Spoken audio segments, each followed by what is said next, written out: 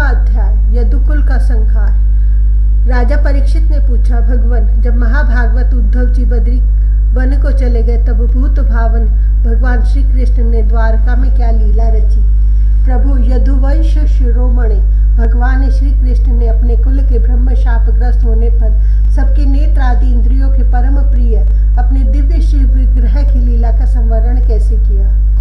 भगवान ने जब स्त्रियों के नेत्र उनके श्री विग्रह में लग जाते थे तब वे उन्हें वहां से हटाने में असमर्थ हो जाती थी। जब संत पुरुष उनकी रूप माधुरी का वर्णन सुनते हैं तब वह श्री विग्रह कानों के रास्ते प्रवेश करके उनके चित्त में गड़ सा जाता है, वहां से हटना नहीं जानता। उसकी शोभा कवियों की काव्य रचना में अनुराग का रंग भर देती है और उनका सम्मान बढ़ा देती है। इसके संबंध में तो कहना ही क्या है।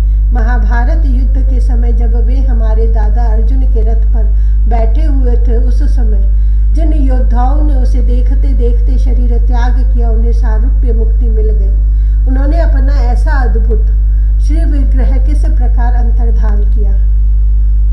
श्री शुकदेव जी कहते हैं, परीक्षित, जब भगवान श्री कृष्ण ने देखा कि आकाश, पृथ्वी और अंतरिक्ष में बड़े बड़े उत्पात अपशकुन हो रहे, तब उन्होंने सुधर्मा सभा में उपस्थित सभी यदुवंशियों से यह बात कही। श्रेष्ठ यदुवंशियों, यह देखो, द्वारका में बड़े बड़े भयंकर उत्पात होने लगे हैं। ये साक्षात यमराज की ध्वजा के समान हमारे महान अनिष्ट के सूचक है।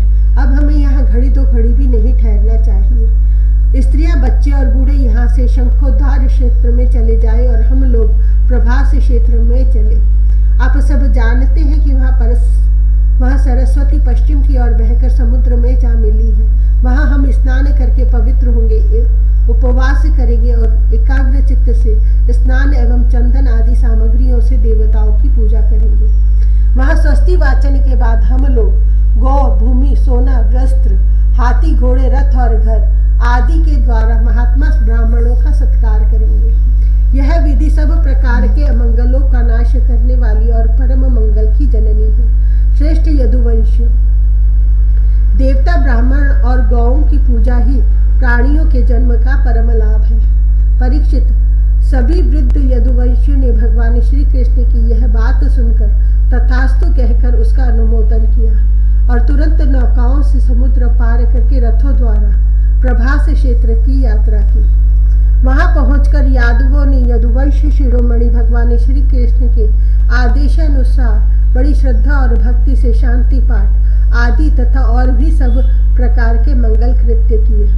यह सब तो उन्होंने किया, परंतु देव ने उनकी बुद्धि हर ली और वे उस मैरेय नामक मदिरा का पान करने लगे, जिसके नशे से बुद्धि भ्रष्ट हो जाती है।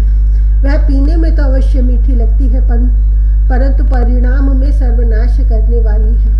उस तीव्र मदिरा के पान से सब के सब उन्मत्त हो गए और वे घमंडी वीर एक दूसरे से लड़ने झगड़ने लगे। सच पूछो तो श्री कृष्ण की माया से वे मूढ़ हो रहे थे। उस समय वे क्रोध से भर भर कर एक दूसरे पर आक्रमण करने लगे और धनुष, बाण, तलवार, भाले, गदा, तोमर और रिष्टि आदि अस्त्र शस्त्रों से वहां समुद्र तट पर ही एक दूसरे से भिड़ गए। मतवाले यदुवंशी रथों, हाथियों, घोड़ों, गधों, ऊंटों, खच्चरों, बैलों, भैंसों और मनुष्यों पर भी सवार होकर एक दूसरे को बाणों से घायल करने लगे, मानो जंगली हाथी एक दूसरे पर दांतों से चोट कर रहे हों। सबकी सवारियों पर ध्वजाएं फहरा रही थी। पैदल सैनिक भी आपस में उलझ रहे थे। प्रद्युम्न सांब से, अक्रूर भोज से, अनिरुद्ध सात्यकी से, सुभद्र संग्रामजित से, भगवान श्री कृष्ण के भाई गद उसी नाम के उनके पुत्र से और सुमित्र सुरथ से युद्ध करने लगे। ये सभी बड़े भयंकर योद्धा थे और क्रोध में भरकर एक दूसरे का नाश करने पर तुल गए थे। इनके अतिरिक्त निषठ, उल्मुख, सहस्रजित, शतजित और भानु आदि यादव भी एक दूसरे से गुंथ गए। भगवान श्री कृष्ण की माया ने तो इन्हें अत्यंत मोहित कर ही रखा था, इधर मदिरा के नशे ने भी इन्हें अंधा बना दिया था। दाशारह, वृष्णि, अंधक, भोज, सात्वत, मधु, अर्बुद, माथुर, शूरसेन, विसर्जन, कुकुर और कुंती आदि वंशों के लोग सौहार्द और प्रेम को भुलाकर आपस में मारकाट करने लगे। मूर्तावश पुत्र पिता का, भाई भाई का, भानजा मामा का, नानी नाती नाना का, मित्र मित्र का, सुहृद सुहृद का, चाचा भतीजे भतीजे का और एक गोत्र वाले आपस में एक दूसरे का खून करने लगे। अंत में जब उनके सब बाण समाप्त हो गए, धनुष टूट गए और शस्त्रास्त्र नष्ट भ्रष्ट हो गए, तब उन्होंने अपने हाथों से समुद्र तट पर लगी हुई एरका नाम की घास उखाड़नी शुरू की। यह वही घास थी जो ऋषियों के शाप के कारण उत्पन्न हुए लोहमय मूसल के चूरे से पैदा हुई थी। हे राजन, उनके हाथों में आते ही वह घास वज्र के समान कठोर मुदगरों के रूप में परिणत हो गई। अब वे रोष में भरकर उसी घास के द्वारा अपने विपक्षियों पर प्रहार करने लगे। भगवान श्री कृष्ण ने उन्हें मना किया तो उन्होंने उनको और बलराम जी को भी अपना शत्रु समझ लिया। उन आतताइयों की बुद्धि ऐसी मूढ़ हो रही थी कि वे उन्हें मारने के लिए उनकी ओर दौड़ पड़े। कुरुनंदन, अब भगवान श्री कृष्ण और बलराम जी भी क्रोध में भरकर युद्ध भूमि में इधर उधर विचरने और मुट्ठी की मुट्ठी एरका घास उखाड़ उखाड़ कर उन्हें मारने लगे। एरका घास की मुट्ठी ही मुदगर के समान चोट करती थी। जैसे बांसों की रगड़ से उत्पन्न होकर दावानल बांसों को ही भस्म कर देता है, वैसे ही ब्रह्म शाप से ग्रस्त और भगवान श्री कृष्ण की माया से मोहित यदुवंशियों के स्पर्धामूलक क्रोध ने उनका ध्वंस कर दिया। जब भगवान श्री कृष्ण ने देखा कि समस्त यदुवंशियों का संहार हो चुका, तब उन्होंने यह सोचकर संतोष की सांस ली कि पृथ्वी का बचा खुचा भार भी उतर गया। परीक्षित, बलराम जी ने समुद्र तट पर बैठकर एकाग्र चित्त से परमात्मा चिंतन करते हुए अपने आत्मा को आत्म स्वरूप में स्थिर कर लिया और मनुष्य शरीर छोड़ दिया। जब भगवान श्री कृष्ण ने देखा कि मेरे बड़े भाई बलराम जी परम पद में लीन हो गए, तब वे एक पीपल के पेड़ के तले जाकर चुपचाप धरती पर ही बैठ गए। भगवान श्री कृष्ण ने उस समय अपनी अंग कांति से दैदीप्यमान चतुर्भुज रूप धारण कर रखा था और धूम से रहित अग्नि के समान दिशाओं को अंधकार रहित प्रकाशमान बना रहे थे। वर्षाकालीन मेघ के समान सांवले शरीर से तपे हुए सोने के समान ज्योति निकल रही थी। वक्ष स्थल पर शिवस का चिन्ह शोभायमान था। वे रेशमी पीताम्बर की धोती और वैसा ही दुपट्टा धारण किए हुए थे। बड़ा ही मंगलमय रूप था। मुख कमल पर सुंदर मुस्कान और कपोलों पर नीली नीली सुहावनी लगती थी। कमल के समान सुंदर सुंदर एवं सुकुमार नेत्र थे। कानों में मकराकृत कुंडल झिलमिला रहे थे। कमर में करधनी, कंधे पर यज्ञोपवीत, माथे पर मुकुट, कलाइयों में कंगन, बाहों में बाजूबंद, वक्ष स्थल पर हार, चरणों में नुपुर, अंगुलियों में अंगूठियां और गले में कौस्तुभ मणि शोभायमान हो रही थी।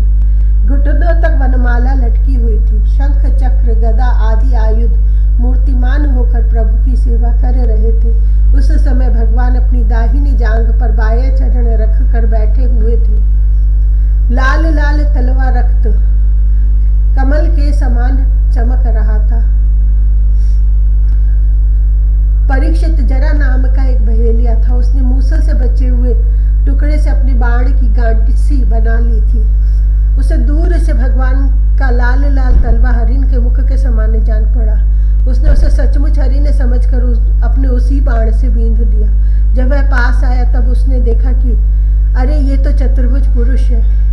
अब तो वह अपराध कर चुका था, इसलिए डर के मारे कांपने लगा और दैत्य दलन भगवान श्री कृष्ण के चरणों पर सिर रखकर धरती पर गिर पड़ा। उसने कहा, हे मधुसूदन, मैंने अनजान में यह पाप किया है। सचमुच मैं बहुत बड़ा पापी हूँ, परंतु आप परम यशस्वी और निर्विकार हैं। आप कृपा करके मेरा अपराध क्षमा कीजिए। सर्वव्यापक सर्वशक्तिमान प्रभु महात्मा लोग कहा करते हैं कि आपके स्मरण मात्र से मनुष्यों का ज्ञान अंधकार नष्ट हो जाता है। बड़े खेद की बात है कि मैंने स्वयं आपका ही अनिष्ट कर दिया। वैकुंठनाथ में निरपराध हरिणों को मारने वाला महापापी हूँ। आप मुझे अभी अभी मार डालिए, क्योंकि मर जाने पर मैं फिर कभी आप जैसे महापुरुषों का ऐसा अपराध न करूँगा। भगवान संपूर्ण विद्याओं के पारदर्शी ब्रह्मा जी और उनके पुत्र रुद्र आदि भी आपकी योग माया का विलास नहीं समझ पाते, क्योंकि उनकी दृष्टि भी आपकी माया से आवृत है। ऐसी अवस्था में हमारे जैसे पाप योनि लोग उसके विषय में कह ही क्या सकते हैं।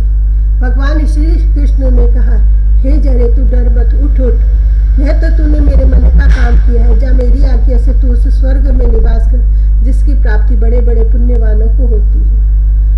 श्री सुखदेव जी कहते हैं, परीक्षित, भगवान श्री कृष्ण ने तो अपनी इच्छा से श्री कृष्ण तो अपनी इच्छा से शरीर धारण करते हैं। जब उन्होंने जरा व्याध को यह आदेश दिया तब उसने उनकी 3 बार परिक्रमा की, नमस्कार किया, विमान पर सवार होकर स्वर्ग को चला गया। भगवान श्री कृष्ण का सारथी दारुक उनके स्थान का पता लगाता हुआ उनके द्वारा धारण की हुई तुलसी की गंध से युक्त वायु सूंघ कर और उससे उनके होने के स्थान का अनुमान लगाकर सामने की ओर गया। दारुक ने वहां जाकर देखा कि भगवान श्री कृष्ण पीपल के वृक्ष के नीचे आसन लगाए बैठे हैं। असह्य तेज वाले आयुध मूर्तिमान होकर उनकी सेवा में संलग्न हैं। उन्हें देखकर दारुक के हृदय में प्रेम की बाढ़ आ गई। नेत्रों से आंसुओं की धारा बहने लगी। वह रथ से कूदकर भगवान के चरणों पर गिर पड़ा। उसने भगवान से प्रार्थना की, प्रभु, रात्रि के समय चंद्रमा के अस्त हो जाने पर राह चलने वाले की जैसी दशा हो जाती है, आपके चरण कमलों का स्पर्श न पाकर मेरी भी वैसी ही दशा हो गई है। मेरी दृष्टि नष्ट हो गई, चारों ओर अंधेरा छा गया। अब न तो मुझे दिशाओं का ज्ञान है और न मेरे हृदय में शांति ही है। परीक्षित अभी दारुक इस प्रकार कह ही रहा था कि उसके सामने ही भगवान का गरुड़ ध्वज रथ पताका और घोड़ों के साथ आकाश में उड़ गया। उसके पीछे पीछे भगवान के दिव्य आयुध भी चले गए। यह सब देख कर दारुक के आश्चर्य की सीमा न रही। तब भगवान ने उससे कहा, दारुक, अब तुम द्वारका चले जाओ और वहाँ यदुवंशियों के पारस्परिक संहार, भैया बलराम जी की परम गति और मेरे स्वधाम गमन की बात को उनसे कहना कि अब तुम लोगों को अपने परिवार वालों के साथ द्वारका में नहीं रहना चाहिए। मेरे न रहने पर समुद्र उस नगरी को डुबो देगा। सब लोग अपनी अपनी धन संपत्ति, कुटुंब और मेरे माता पिता को लेकर अर्जुन के संरक्षण में इंद्रप्रस्थ चले जाएं।